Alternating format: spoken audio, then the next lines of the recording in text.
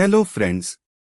If we consider India's development in the context of the year 2026, three key pillars emerge: technological advancement, economic reforms, and infrastructure development. These three are working together to establish India as a global power. 1. Technological advancement, AI and deep tech. Today, India is rapidly advancing in the fields of artificial intelligence, deep tech, semiconductor technology, drone technology, and digital innovation.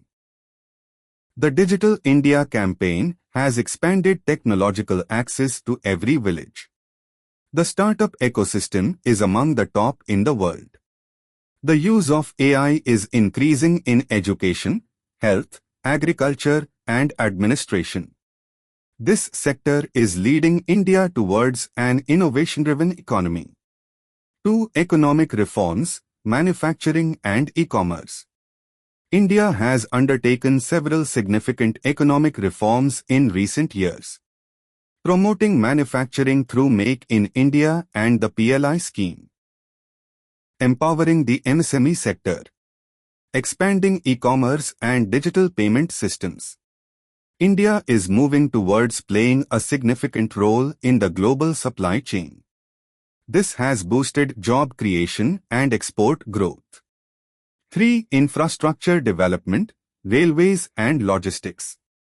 Modern railways, bullet train projects, freight corridors, port development, and logistics reforms are strengthening India's economic backbone. Multimodal transport system. PM Gati Shakti Yojana. Smart Cities Mission. Better connectivity reduces costs and accelerates development. Conclusion. Ultimately, it can be said that technological innovation, economic reforms, and strong infrastructure are propelling India towards self-reliance and global leadership. If these three pillars develop in a balanced manner, India will not only become a developed nation, but will also play a decisive role in the world economy. Thank you.